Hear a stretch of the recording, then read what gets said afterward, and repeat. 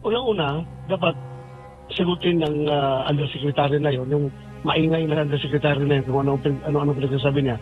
Dapat sagutin niya, is the city director of Davao City right now is the choice of the city mayor? Yan ang tanongin niya. Kung masagot niya na yes, then sisihin mo ang mayor. Kung kagustuhan ng mayor yan, na maging city director, sisihin mo ang mayor. Pero hindi kagustuhan ng mayor yan. Hindi yan tinatanggap ng mayor. Wala magawa ang mayor dahil binabayulit nila yung local government code na dapat magpili ng local chief executive ay yung magpili ng city director ay manggagaling sa tatlong nililista ng krami na pagpilian ng mayor. So in that case, walang binigyan na listahan ng krami na pinapapili sa mayor at ina-assign lang diretso yan. If you can recall, ilang beses yun sa isang araw, nagpapalit-palit na city director. So, paano mo sisihin ang mayor na lalabas man talaga na wala siyang command dyan. Kahit na siyang mayor, wala siyang command dyan sa city director dahil ang city director is directly appointed by Krami or by Malacanang kung tutusin. Viral ngayon sa social media yung may mga nanakawan na isang establishmento at saka kitang-kita mo doon sa video po, Senator, na yung mga dekalibreng matataas na kalibre ng armas ang daladala sa publiko. Kitang-kita po ng mga mamamayan natin dyan po sa Davao. Bilang isang Davaoenyo, Senator, ano ho ba ang komento po niyo dito? Nakikita natin na gano'n nakatapang yung mga kriminal, no? Dave, at in-interview siya ng polis under the influence of drugs daw siya. So, ganun katapang ang tao na galing sa Leyte, Albuera, Leyte, dadayo sa Davao para mang-hold up, dala high caliber na firearms at inamin niya na gumamit daw siya ng droga. High daw siya, kaya wala silang takot. So, nagkalat ang droga o kriminalidad ngayon. Opo. At gano'n na lang katapang yung gago na mang-hold up sa Davao. Opo, pero Senator, hindi ho ba ngayon binabanatan din po yung Davao City dahil nga yung mga krimen ay nagsisimula daw doon, may mga ganito, tumataas ang krimen sa Davao. So when you speak Davao, alam mo naman tinakokonekta po ito sa mga Duterte. Ayan po yung naging usapan ngayon dito sa social media. Anong masasabi po ninyo? Dave, dapat maimbestigahan talaga yan thoroughly, no? Anong punot dulo niyan, kung yan ba ay stage na hold up at merong ang habol ay hindi talaga yung hold up itself, kundi ang pagpapahiya sa gobyerno, local government ng Davao. Dapat ma-establish natin yan. Anyway, nahuli man yung isa, may lalabas at kakantayan kung may anggulo na gano'n na posibleng aminin niya yan. Opo. Siguradong kakantayan. Opo, dahil marami din sa ating mga kababayan Davaoenyo nalulungkot dahil mismo ang Davao City kilala bilang isa pong, o hindi isa, kundi safest talaga na syudad dito sa ating bansa, Senator. At ito ngayon ang nangyayari, sabi nga ng iba, parang scripted ba? Ano ba, sinasadya ba na may ganito para mapahiya ang Davao City? Yun nga, I can just imagine, no? Naka-produce import na baril, tapos yung sasakyan nila sira-sira daw ng motor na pag get-away nila ay yun, nasisira pa. So meaning hindi gaanong kabigat yung kanilang kagalingan nila na mang-hold up at Davao pa ang pinuntaryan nila. Alam mo, kung maggagawa ka ng krimen sa Davao, siguro yun mo talaga na well-planned, well-coordinated yung mga movement ninyo para yung totally successful kayo. Pero sa pangyayari na yun, isipin mo, naka-display ng dala ng low-powered firearms. So, anong purpose mo? Para ma-record, para makuha sa CCTV at masisira ang reputasyon ng Davao City. So, kailangan talaga ma-establish as of now, hanggang pagdududa tayo na ito ay scripted, ito ay may halong paninirang puri sa syudad ng Davao. Pero dapat let's get to the bottom of it. Establish talaga ng ating kapulisan kung ano ang motibo nitong mga tao na ito sa likod ng pag-hold up. Opo. Iniulat po ng Philippine National Police, Senator, ni Chief General Romel Marbil, na overall crime rate daw sa bansa ay bumaba po ng 26.76% sa unang 6 na linggo po ngayong taon. Kayo, ano bang masasabi po ninyo? Considering na may mga napapabalitaan po tayo, na napuputulan ng daliri, may mga nawawala, mga batang nawawala, na kinikidnap, hinahanap, missing. Ano po yung masasabi po ninyo dito, Senator? Ah, kung mabasahin natin yung numbers nila na hawak sa opisina, malaking irony pagdating sa ground. Ang totoong measure talaga ng peace and order, yung naramdaman ng taong bayan doon sa kalsada, yan sa ground. Magsasabi ang tao na wala kami problema, safe na safe kami, yun ang totoong measure. Pero kung magtatanong ka, ay talagang sasabihin sa iyo ng mga tao na andyan na naman sir, bumabalik ang droga, ang kriminalidad, kidnapan dito, kidnapan doon, krimen dito, krimen doon. So, talaga, mukhang may something is missing dyan sa report nila, sa data nila.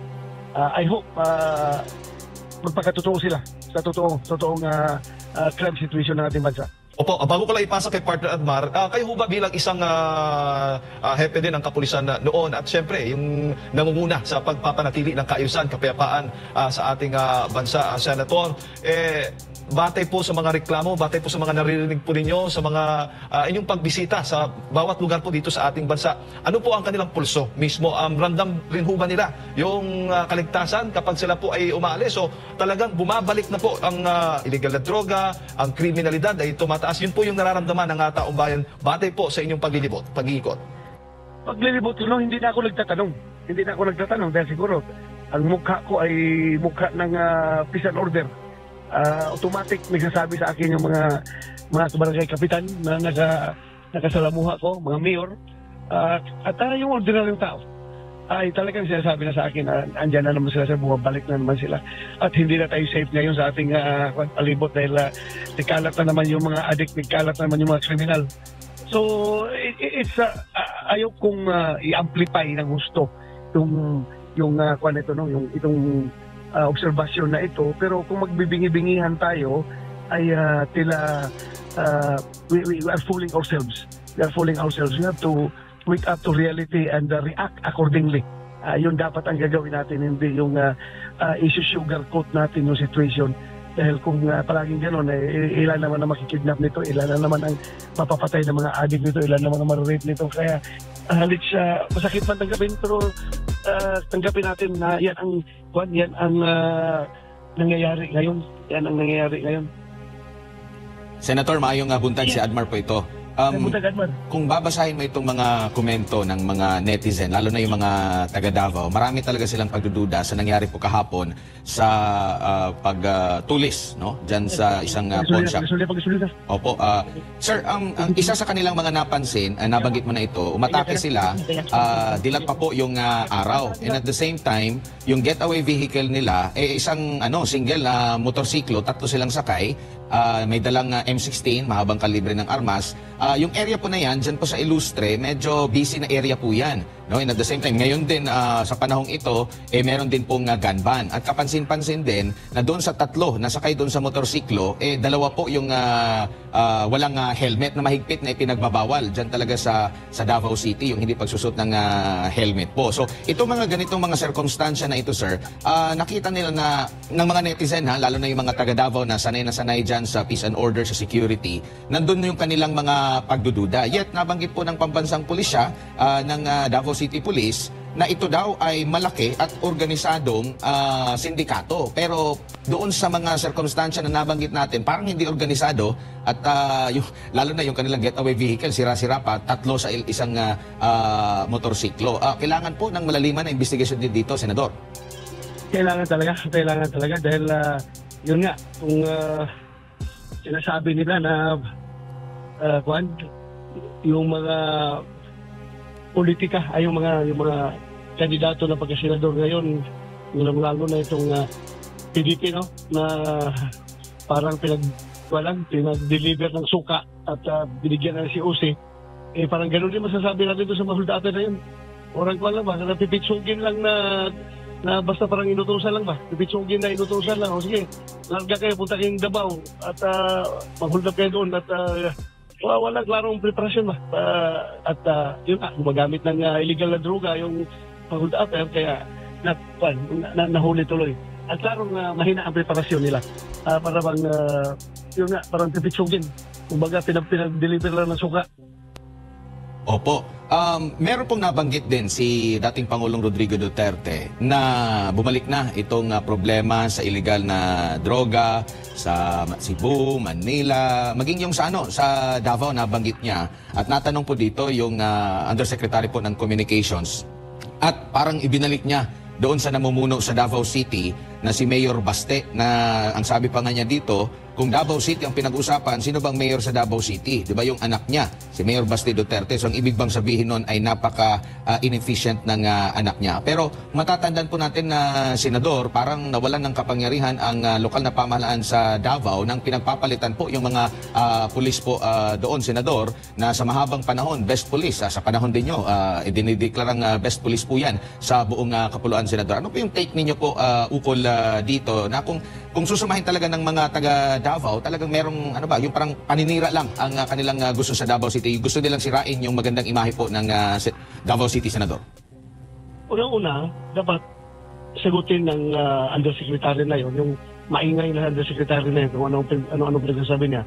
Dapat sagutin niya, is the city director of Davao City right now is the choice of the city mayor?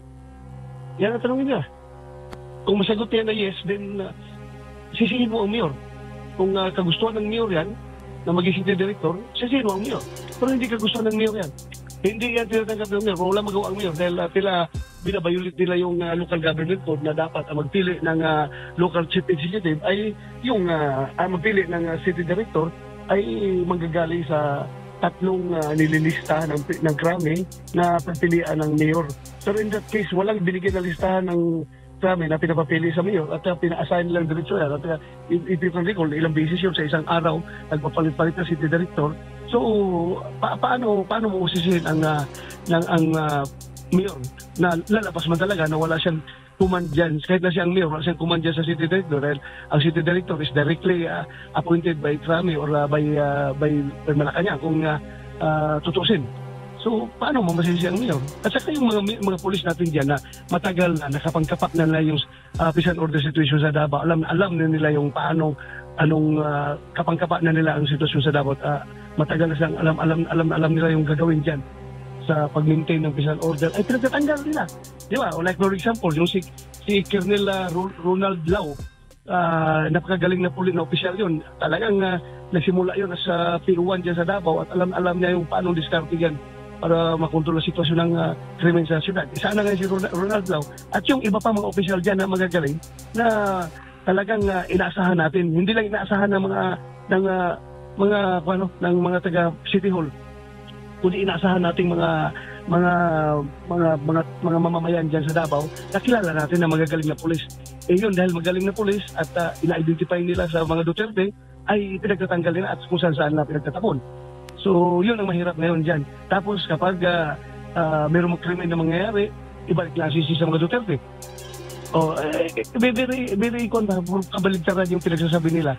Yes, Mayor si Baste Duterte. Pero, hindi niya kagustuhan kung sino yung nakaupo ngayon dyan. Hindi niya hawak yan. Hindi niya totally kontrolado. Dahil ang naglagay dyan, yung Krami, yung Malacanang, para very clear, para ma-neutralize ang mga Duterte. Let's put it bluntly. Nilagay nila yung mga polis na yan dyan para ma-neutralize ang mga Duterte. Tapos kung may problema, ang Duterte ang sisingin. That's double whammy on the part of the Dutertes. Opo, kasi kung ramdam nila din yung presensya ng mga pulis o sa security dyan, magdadalawang isip talaga kasi sa mahabang panahon po na maintain ang magandang peace and order dyan po sa Davao City na talagang kinatatakutan ng mga kriminal. Pero yet ito, parang simple lang sa kanilang umatake po dyan sa Davao City ngayon, Senador. Talaga. Kung sa panahon ko pa kung ako city director yung time na yan, yung ganun ka blatant na broad daylight, magdala ng long firearms, hindi pa nakakover ang mukha, nakasakay sa motor. Ay nako, ayaw ko lang kung saan na sila nilibing na yun kung sa panahon ko pa yan noon. Sigurado yan na maupakan ng pulis yan. Hindi yan makakalusot. Kung makalusot man sila, hindi sila makalabas sa Davao.